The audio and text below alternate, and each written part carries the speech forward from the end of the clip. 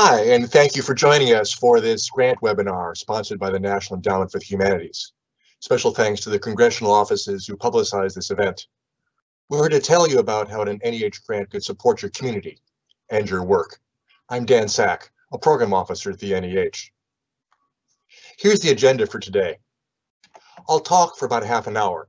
I'll describe the NEH and define what we mean by the humanities. I'll tell you about some of the work that the NEH supports and about how you can apply for an NEH grant. I'll offer some suggestions for writing a good grant application and tell you how you can find out some more. At the end, I'll answer some questions that people have sent us. If you have other questions, please write congressional@neh.gov and you'll hear back from a program officer. And note that closed captioning is available. Please click on the CC box at the lower right-hand corner of your screen for captions. Here's the key message, all you really need to know. First, all this information is on our website, neh.gov. Second, NEH grant programs are very competitive, but you won't get a grant unless you apply. Third, if you're thinking about applying for a grant, read the Notice of Funding Opportunities, also called the Guidelines, that will help you write a better application. They're on the website. And fourth, talk to an NEH program officer. That's why we're here. Write us or call us. We will reply and we will help. I'll start with some basics. The National Endowment for the Humanities supports public and scholarly engagement with the humanities by making grants to nonprofit organizations and individuals. Our grantees are schools and universities, museums and libraries, teachers and scholars. The NEH is a federal agency established by Congress in 1965, supported by taxpayer funds. All NEH employees are public servants, working to be good stewards of those funds. Every year, the NEH awards about 750 grants, ranging from $6,000 to $600,000 per grant. In the last fiscal year, we made about $132 million in grants, plus an additional $67 million in emergency coronavirus relief grants. This coming summer, the NEH will also award another $135 million in grants from the American Rescue Plan. There'll be another webinar soon focused on those grants. The endowment's work focuses on the humanities, which is the public and scholarly study of human society and culture. Here's how Congress defined the humanities in 1965. They include history, literature, art history, philosophy, archaeology, religion, jurisprudence, and the humanistic social sciences. The NEH supports the humanities across the country in several ways. We strengthen teaching and learning in classrooms from kindergarten to college. We support the research and writing in the humanities. We nurture public programs that engage Americans of every age. We fund libraries and museums that preserve and disseminate cultural resources. We strengthen humanities institutions, large and small. We encourage new technologies and methods for research in the humanities. And we support state and local engagement with the humanities. The best way to understand the NEH's work is to learn about the projects we support. Here are some big and nationally known projects, as well as some local projects, smaller, with a significant local impact. This will show you the breadth of our grantees and the variety of their work. I hope it might inspire you to apply to support your work in the humanities. Remember that this is only a small sample of the thousands of grants that we have made over more than 50 years.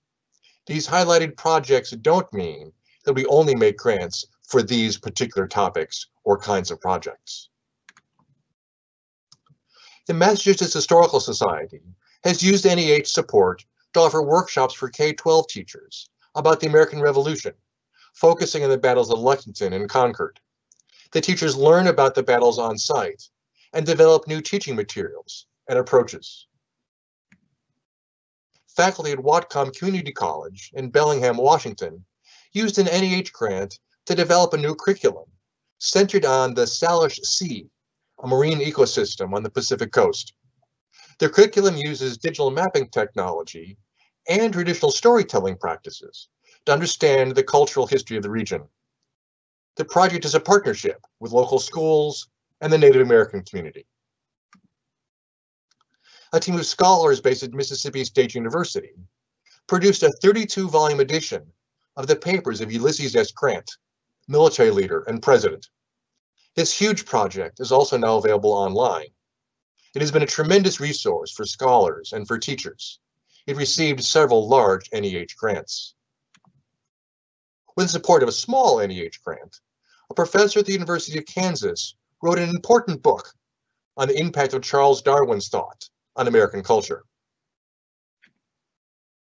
Ken Burns and his colleagues have produced almost 30 television documentaries, engaging the public about a wide variety of topics, from baseball and parks to jazz and war, including an important series about the Vietnam War.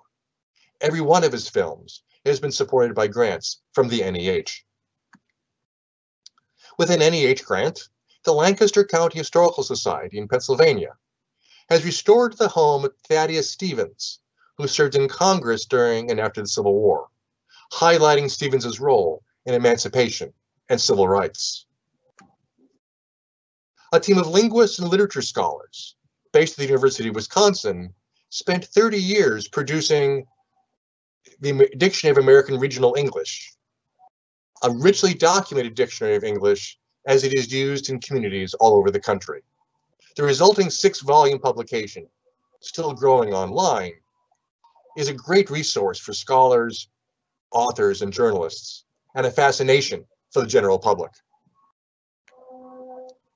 The Hermosa Arts and History Association in South Dakota used a small NEH grant to record and preserve stories about immigrants and its community. The NEH has recently been supporting some very exciting projects using digital technology for humanities research. A team of literary scholars, archaeologists, and computer scientists have used CT scans and sophisticated imaging software to recover ancient scrolls that were buried and burned in the eruption of Vesuvius. Meanwhile, a small Louisiana nonprofit called Shift Design used a grant to develop a platform, which they call History Pin, where the public can connect old photographs to historic events and the modern landscape. Old Christ Church, an historic Episcopal congregation in Philadelphia, used an NEH matching grant to bolster fundraising so that it could renovate its landmark steeple. Mississippi State Community College in Tennessee used NEH matching funds to renovate its library and to build a new Appalachian History Project, heritage project, focused on regional literature and pop poetry, history, and folklore. You should also know that every state and territory has a Humanities Council, supported in part by the NEH. They advance knowledge and understanding of the humanities, and they increase public awareness of, access to, and support for the humanities all across the country. They play a critical role in supporting the NEH's mission and goals at a local grassroots level. If you're seeking financial support, especially for a public humanities project, you should contact your local state humanities council. They're terrific organizations, and they have a real impact in their communities. In addition to all of our regular grant programs, the NEH is also preparing for the 250th anniversary of United States independence in 2026 by funding projects for a more perfect union. This initiative promotes civic education and a deeper understanding of American history and culture. Applications to NEH programs do not need to respond to this initiative, but we are supporting a good deal of programming in these areas. I told you about the kinds of things that NEH grants can support, but there's also a list of things our grants cannot support. We don't support humanitarian work, like feeding the hungry or operating daycare centers. We don't support the creative arts. That's our colleagues at the National Endowment for the Arts. That includes things like autobiography, fiction, or poetry. We don't make grants to students. We don't support political advocacy or policy studies, and we don't support science research or the quantitative social sciences. You may also be wondering who is eligible to apply for an NEH grant. Most of our grant applicants are US-based nonprofit institutions, like libraries, museums, or universities. They must have 501c3 status. A few programs are designed for individuals, supporting scholars doing research and writing. That could include independent scholars, as well as college and university faculty. Applicants must be citizens of the US or resident in the US for at least 3 years before the deadline. Students are not eligible. The best resource for information about the endowment's work is at our website, NEH.gov. It has all of our grant programs and a lot of other information. On the site, you'll find information about how to apply for a grant. You can see the link there at the top of the page. At the bottom of the page, you'll find an online database with all of our previous grants. When you click on the Grants tab, you'll find a list of all of our grant programs with links to information for each of those programs. We have 38 programs, so you may feel a bit overwhelmed when trying to find the right program for your project. Here's a hint. The NEH is organized by the audiences for grant products. Each of our divisions targets different groups, different kinds of users or audiences. So you should think about the audience for your work and then look at grants from the appropriate division. So if your project is serving the general public, like museum visitors or documentary watchers, you should look towards the Division of Public Programs. If your project is aimed at researchers and library users, your grants are probably in the Division of Preservation and Access. If your project is classroom focused, look at the Division of Education Programs. If you're doing research and writing for scholars or general readers, those grants are in the Division of Research Programs. If you're creating new digital technologies, look at the Office of Digital Humanities. And if your organization is doing major fundraising, turn to the Office of Challenge Programs. The NEH.gov site includes a page for each grant program. Each page will tell you the application deadline, the funding statistics for the program in recent years, and who to contact if you have questions. The most important information on each page is in the guidelines called the Notice of Funding Opportunity. These documents are long and a bit bureaucratic, but grant applicants should spend some time reading them. They'll tell you who can and who cannot apply for a grant, what grants can and cannot support, what an application should include, and how applications will be reviewed. Also on this page is a list of recently funded applications, which will give you a sense of the kinds of things a program can support, and a set of sample applications that you can use as inspiration for your application. Applications for NEH grants, like many federal grants, are submitted through a web portal called grants.gov. It's a fairly smooth system, but it'd be good for you to spend some time getting familiar with it before you submit your application. You'll need to register a week or so before applying. We strongly urge that you apply early, as the system gets a little overwhelmed in the last 5 minutes before a midnight deadline. Here's the bad news for this presentation. These grants are very competitive. Acceptance rates vary by program, but they're about 8 to 20% of the applications we receive. That's not because we're mean, but simply because we receive a lot of applications. But don't let those numbers scare you.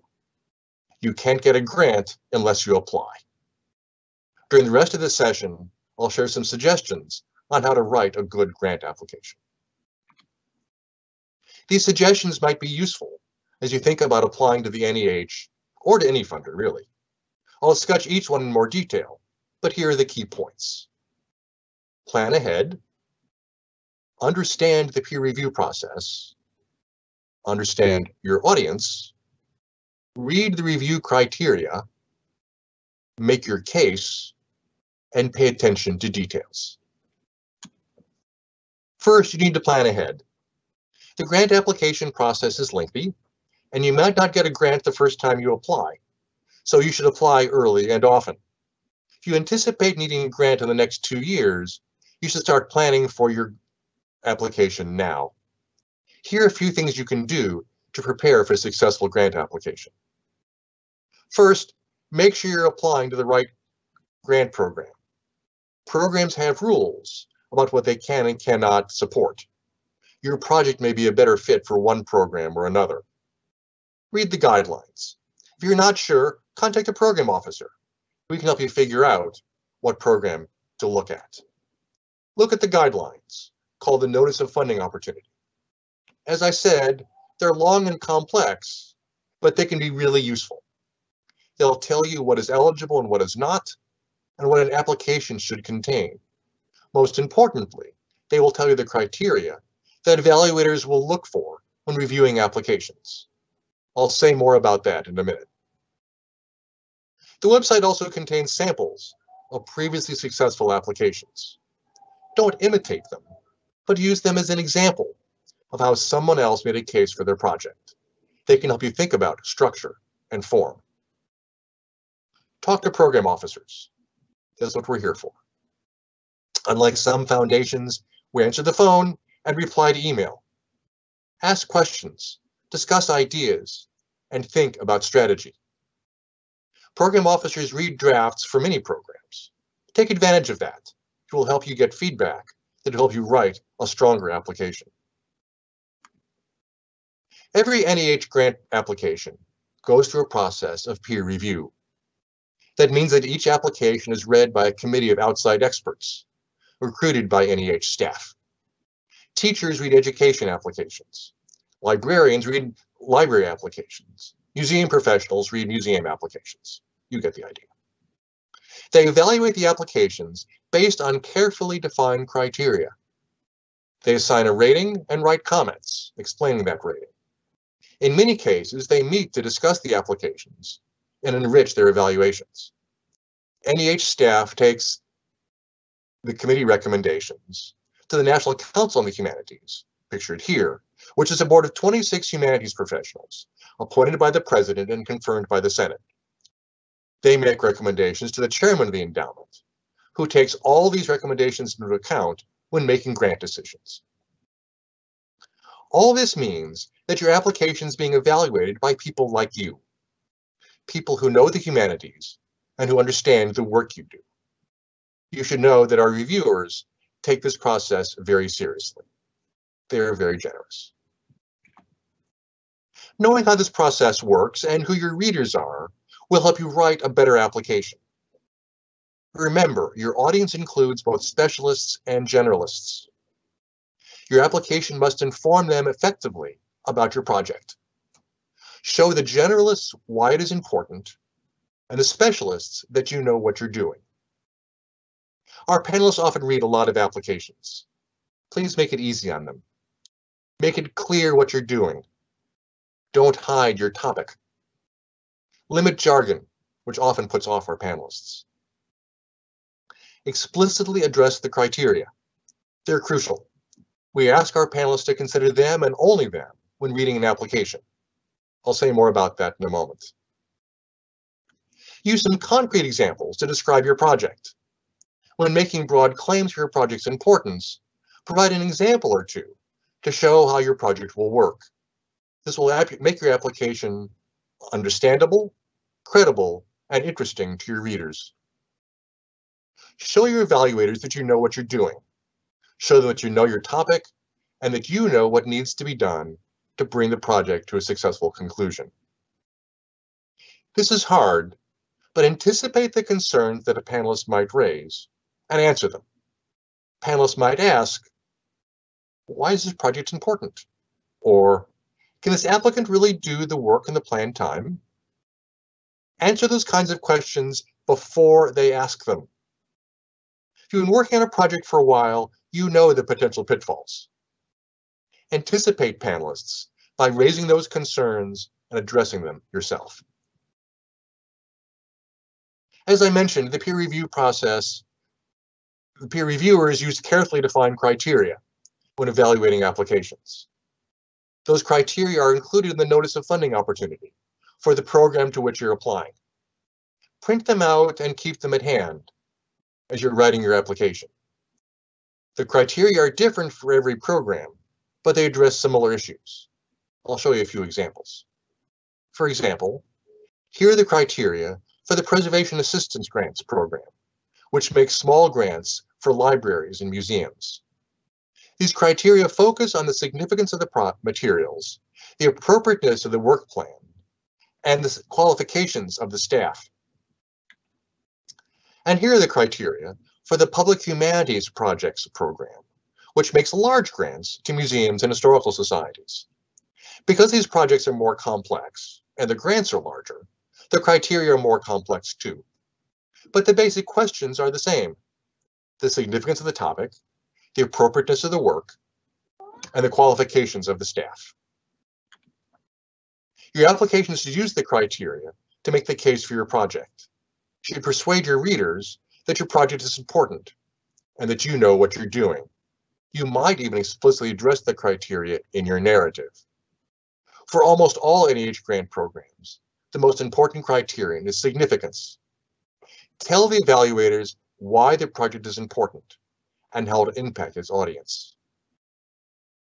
As part of making a case for your project's significance, put it in a larger context. Explain how your project fits in with similar kinds of work. Emphasize what is unique about your project. Our panelists often read a lot of applications. They like applications that intrigue them. Make them want to know the answers to the questions you're asking. Be clear about what you're going to do during the grant period. We call that a work plan. Be as specific as possible and be as realistic as possible. Most applications require a budget. Don't let that scare you, but do take care when putting a budget together. The NEH has rules for what is and isn't allowed in a budget. Look at the instructions and the sample budgets on the website. Talk to program officers if you have questions. More importantly, your organization probably has even more rules about salaries and other issues. Talk to your grant administrator or your financial office well before you start working on the application and well before the deadline. Remember that the NEH is a bureaucracy, and bureaucracies pay attention to details. Your application will be stronger if you pay attention to details too. Draft your application early. Don't wait until the last minute. That may be apparent in the quality of your application. Get comments from colleagues or mentors, especially those who don't know the details of your subfield.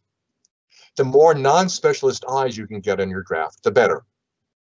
Program officers at the NEH will read drafts for most programs. Please get it to us at least 6 weeks before the deadline. Make sure you include all the required materials. Incomplete applications are not reviewed. Proofread. You don't want your wonderful ideas to be overwhelmed by spelling errors.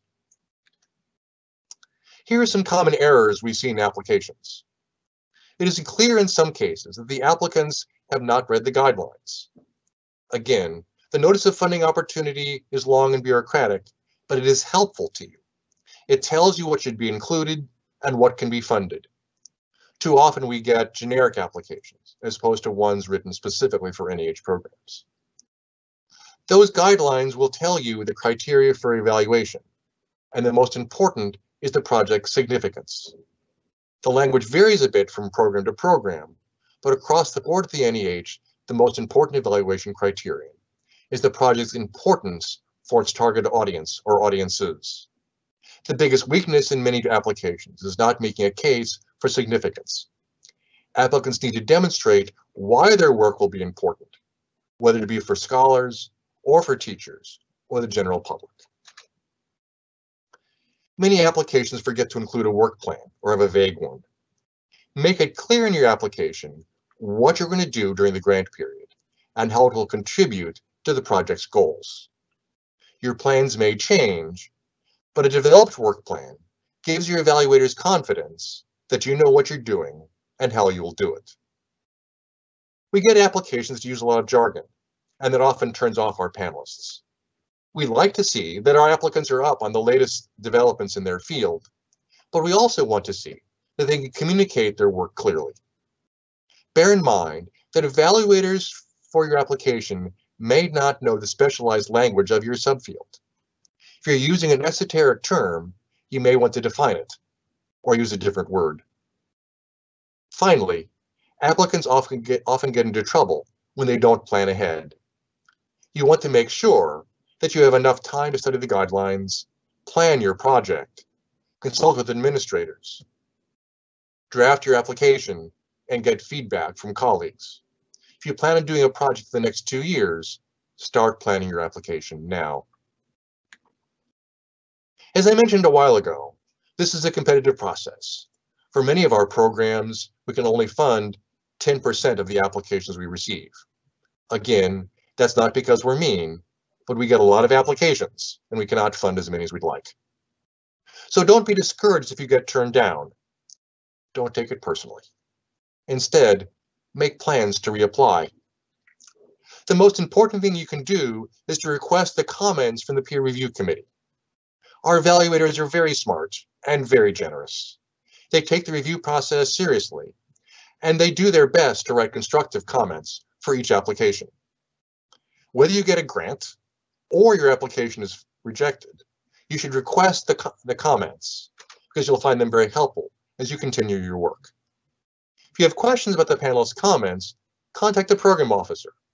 They can help you interpret the comments and strategize for a new application. And if you do get turned down, reapply.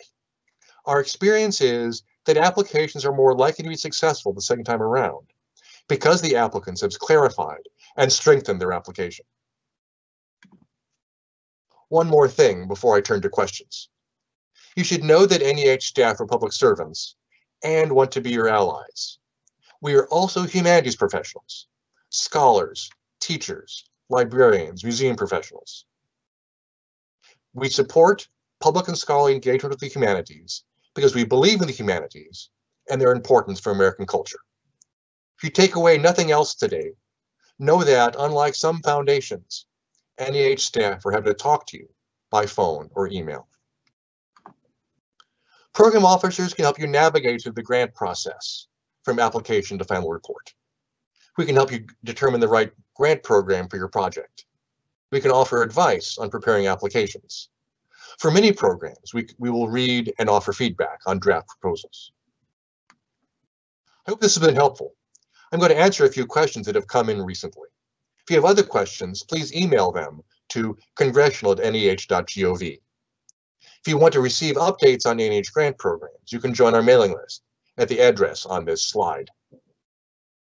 A couple of folks have asked, what's the best way to make a case for significance? I suggest that people start by thinking about audience. Who is the audience for your work? Is it teachers? Is it scholars? Is it people watching a documentary or going to a museum? Identify that audience and then think about what you want them to take away from your work. What do you want them to know that they don't already know? Help us understand how your work will change your audience. Will change the way they understand the topic, the way maybe they do their own work, the way they understand the world, the way they understand America. So start by thinking about audience. That will be a key for thinking about significance. Somebody else asked, how do I become a peer reviewer? We're always looking for peer reviewers at the NEH. That's one of the biggest jobs for program officers. You can go to our website. There's a link on the peer review page for you to submit your name, or you can simply send your CV to a program officer. They will put your name on a list of potential panelists. A couple of folks have asked questions about grants under the American Rescue Plan. The deadline for that, information for that should be announced in early April, probably around the 6th or 7th or 8th. Watch our website for the guidelines for that. that will tell you the process, how applications will be received, and how they'll be reviewed. Someone asked, do proposals addressing a more perfect union or protecting cultural heritage get higher priority? No, they don't. We are happy to fund projects related to those initiatives. They may get funded out of a set-aside pot of money, but they don't get a plus factor in the review process. And you don't get a minus factor if you don't mention those. So you don't have to address those in your application. Somebody asked if there are specific programs for community colleges. The answer is yes. There are several programs across the endowment for community colleges. One in particular, an education program, education division called Humanities Initiatives at Community Colleges. So go to the Education Division's webpage. There will also be a webinar on programs for community colleges in a few weeks. So take a look at the webinar page to find more information on that webinar. I hope this has been useful. Again, if you have other questions, please write them to congressional@neh.gov and you will get an answer. Thanks for joining us.